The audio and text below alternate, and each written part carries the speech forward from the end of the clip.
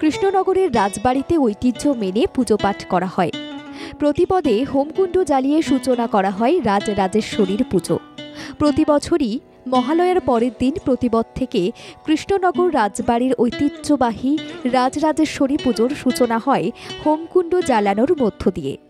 এই যজ্ঞের আগুন জ্বলে মহানবমী পর্যন্ত। উদ্যোক্তাদের দাবি, দেশবাসীর কল্যাণে এই হোমকুণ্ড জ্বালানো হয় রাজবাড়ির পক্ষ থেকে।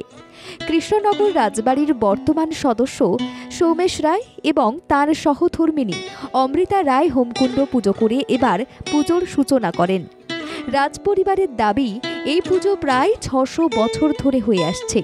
পরবর্তীতে মহারাজা কৃষ্ণচন্দ্র এই পুজোকে সার্বজনীন রূপ দেয়, তাই এখন রীতি মেনেই এই রাজরাজেশ্বরীর পুজো করা হয়।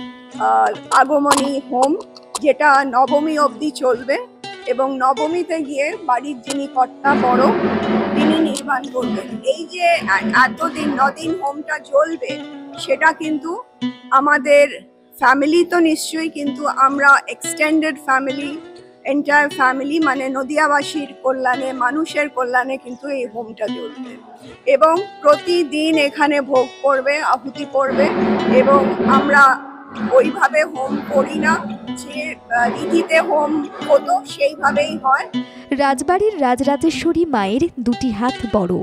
এই পুজোর বড় আকর্ষণ হল সন্ধি পুজো। নদিয়ার কৃষ্ণনগরের রাজা কৃষ্ণচন্দ্র সূচনা করেছিলেন রাজরাজেশ্বরী পুজো। সেই থেকে চিরাচরিত প্রথা অনুযায়ী এখনও দেবী আরাধনা হয়ে আসছে কৃষ্ণনগর রাজবাড়িতে। বর্তমান রাজবাড়ির মাতা অমৃতা রায় পুজোর কটা দিন ভক্তবৃন্দদের সাথে মিলেমিশে একাকার হয়ে যান। শুধু নদিয়া নয়, রাজ্যের বিভিন্ন প্রান্ত থেকে রাজবাড়ির দেবী আরাধনায় ব্রতী হন অসংখ্য ভক্তবৃন্দ।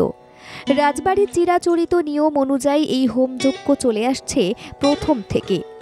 এখনও সাধারণ মানুষ এই বনেদি বাড়ির সন্ধি পুজো সহ নানা রীতি চাক্ষুষ করার জন্য এগিয়ে আসেন।